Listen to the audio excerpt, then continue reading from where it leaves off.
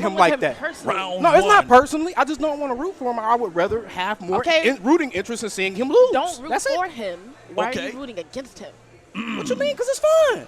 Why people root against Kobe, Brady, anybody they root against? Well, do you root against the Eagles? Do you actively hope on the Eagles' downfall? No. Oh, okay. Wait. Okay, hold on. I do. I'm about to say I do. I was riding with her at first until we got to that part, and I was like, wait, why are we not? So everybody that can sit here and say they will root against the Eagles or hope that the Eagles lose, or every Cowboy fan that was happy they lost how many games out the last, 7? It was like 6 out the last 7. Well, that was different because no. How's it different? The Cowboys' playoff results depended on how the Eagles did. So, yes, there were situations where I was rooting for the Eagles to lose. Okay, and Dak Prescott's status as the best quarterback in the NFC depends on Caleb Williams being a stud.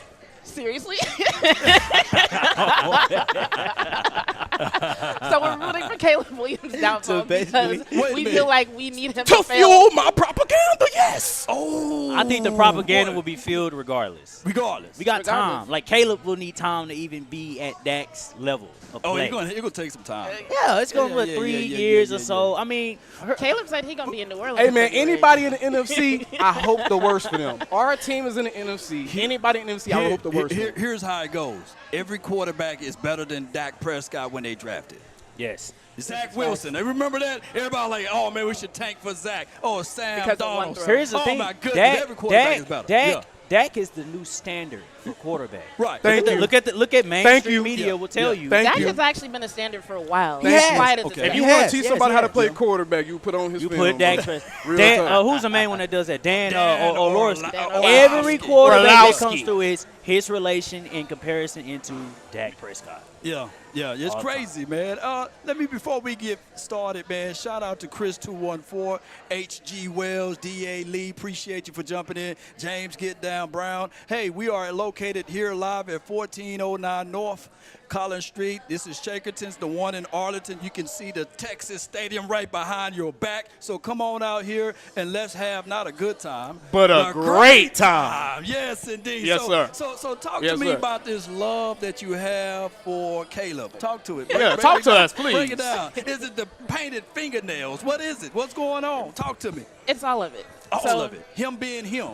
Yes. Him downstairs. The first time I saw Caleb Williams, so I live in Austin, Texas, right? Okay. And I was trying to basically do a better job of keeping up with what was going on with the Longhorns. I saw them play Oklahoma. Right. Looked like Texas had the game in the bag. Right. They were up by multiple possessions. I don't remember how many. Next thing, Oklahoma's like, all right, Spencer Rattler, you're out. Okay. True freshman Caleb Williams, you're in. I'm freshman. like, okay, that's cute. They're giving the true freshman a chance, whatever, since the game is lost anyway. Mm-hmm. Next thing you know, this guy goes out there, makes some amazing plays, and they end up winning.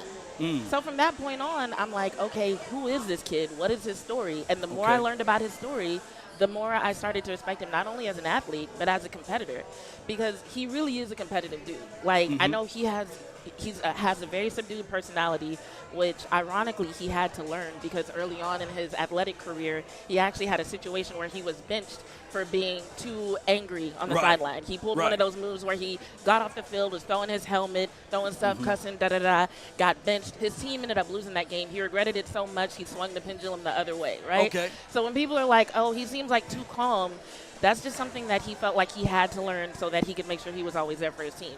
And now he's almost to the point of stoicism, right?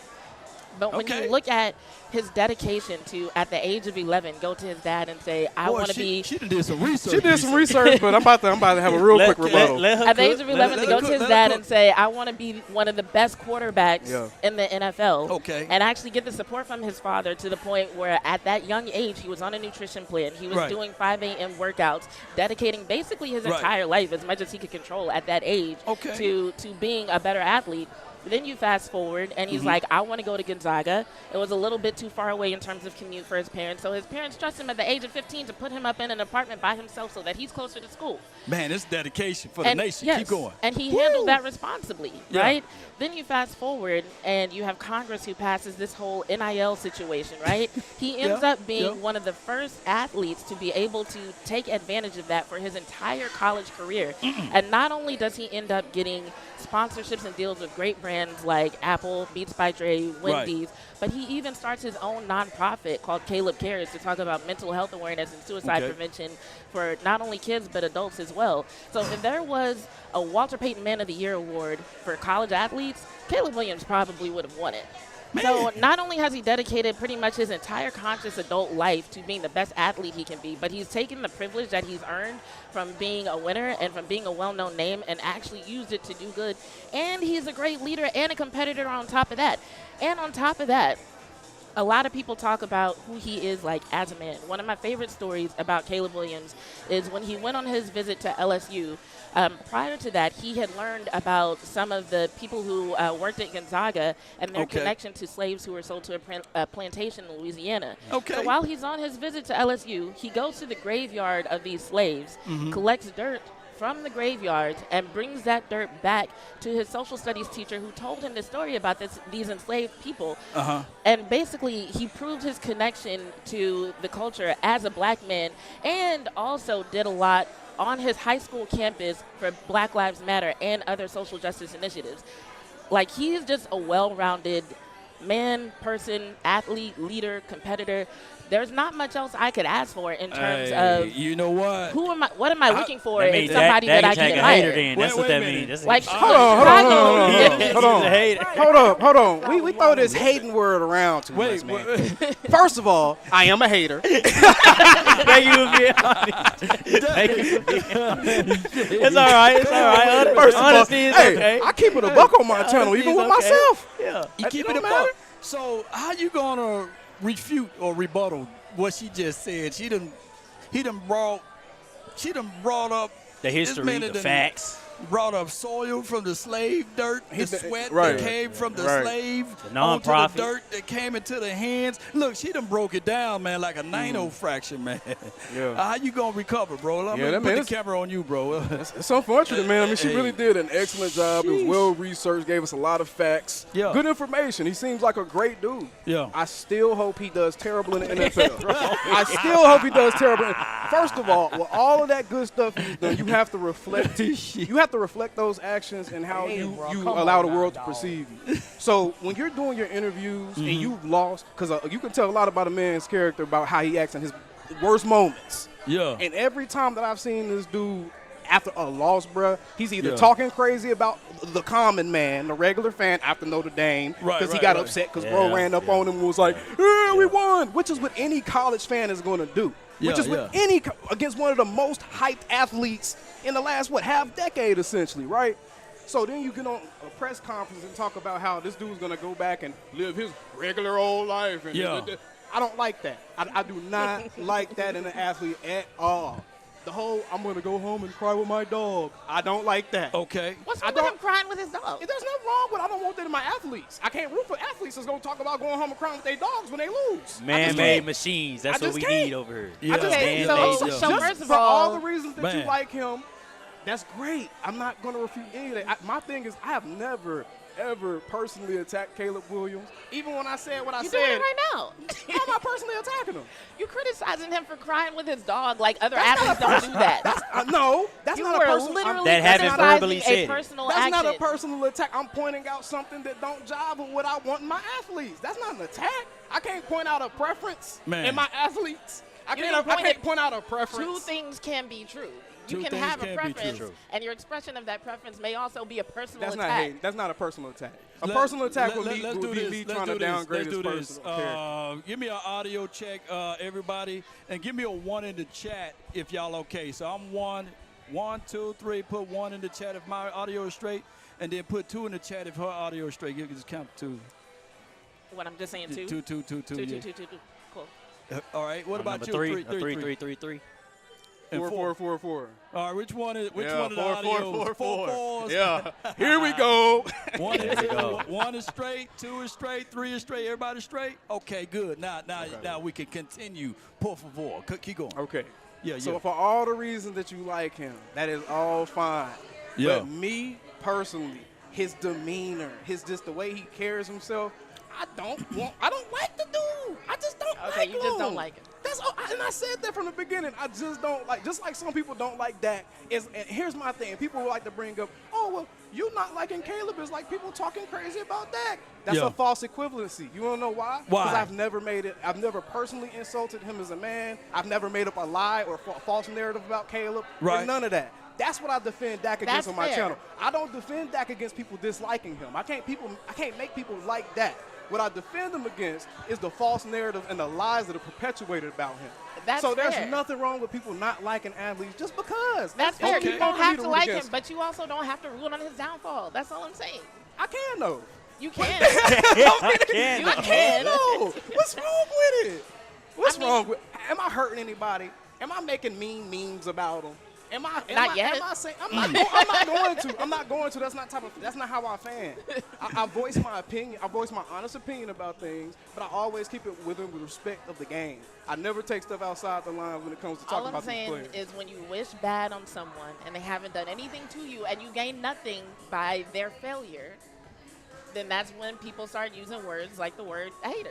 Oh, that's fine. They're wrong. Then. They're wrong. Okay. Man, I don't man. think they're wrong. Overall, this is a good conversation, man, for the nation. So, Tony, man, what you got on this, man?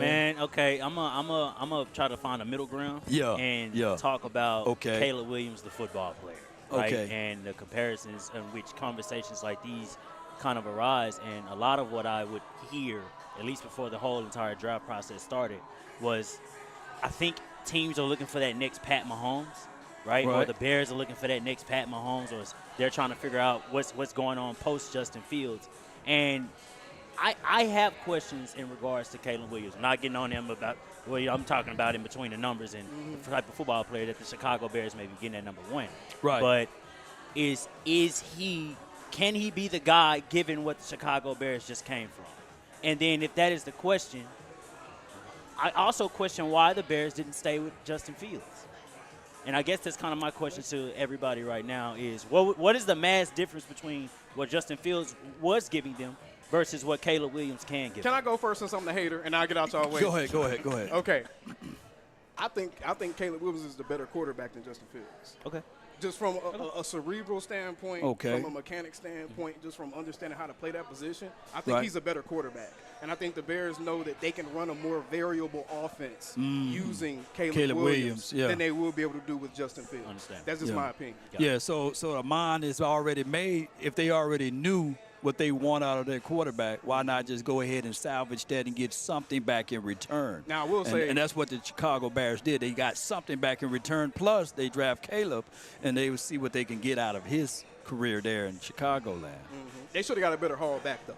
I will say that. That was a terrible trade from a Chicago standpoint. Well, I think they could have done better. The question is in that regard, is Justin Fields at this point was 3 or 3 going in 4? Is he damaged goods? I don't think he's. I don't think he's damaged goods. There goes I George think Teague he in the was not building a good finna come fit on in. I think he was not the perfect fit for the direction that Chicago was going in. And I think there were too many questions for them to justify the cost. So you look at Justin Fields' situation, and he was at a point where they were about to have to pay him. Whereas with Caleb Williams, even if there are some questions, they get to reset the clock. And so if the answer to those questions ends up being not what they wanted it to be, at least their mistakes come at a lower cost than them having to sign this guy to a new contract, this guy being Justin Fields, to a new contract and pay millions and millions more than what they're going to get in a rookie contract with Caleb Williams. So now they're able to kind of start over. They have a little bit more time. They've made moves in the offseason that are basically going to give Caleb Williams some of the best defensive weapons in terms of skill players that he's ever had in his public athletic career. I think the one area where they might want to kind of still make some improvements is their O-line. A lot of the issues that Caleb Williams had at USC and at Oklahoma, even though he was only there for a short stint, had to do with him not having an offensive line that could protect him. And same for Justin Fields with Chicago last year. that'll wreck him. Exactly. The only thing is, Caleb, he says he doesn't like to be a running quarterback, right? He says he doesn't like it, but he has shown a propensity to make better decisions whenever he does panic and whenever he does have to get outside the pocket or even making off-platform throws. He does those things, and people, he does them so well that people think that he enjoys doing it, but he does it because he has to, according to him. That's his explanation of why he's made some of the highlights that he's made. All I gotta say is, Caleb Williams is walking into probably the best situation the number 1 pick has walked into in a long years. time. Yeah, many a in a long time. My hate agenda gonna be strong if he's terrible. That's all you're gonna have to mute me. But you know what? It's hard to throw that ball up there in Chicago, though. That wind kind of takes the ball. Look, Jay Cutler, one of the strongest arms I've seen in my life.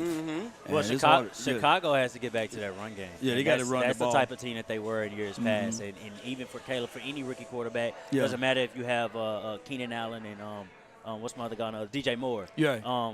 You still need to get your guy comfortable at some point. Bullets fly in NFL professional football. It's a lot different than what you see in college football. No doubt, no doubt, no doubt. Hey, this was a power setup, and I appreciate everybody for tuning in. This was wonderful. This was great. We had a great moments. We had great back and forths with everybody. The pre-test, I think it was a success. We got more and more people coming on in to Shakertins. And, hey, you guys, come on out to Shakertins, 1409 North Collins Street. It's right over there by the stadium. You can see the stadium in the back drop of Shakertins.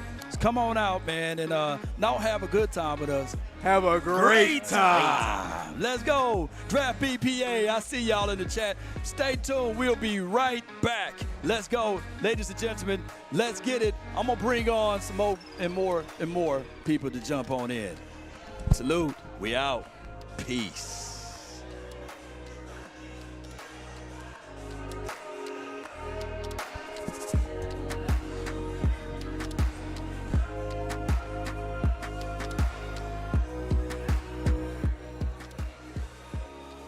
We're going to end this stream, though, but we're going to kick open another one. This was just a test, pre-draft. Let's get it. Salute. Y'all stay tuned. Let me know. Give me some feedback in the chat, though, on how everything went. Salute. We out. Peace.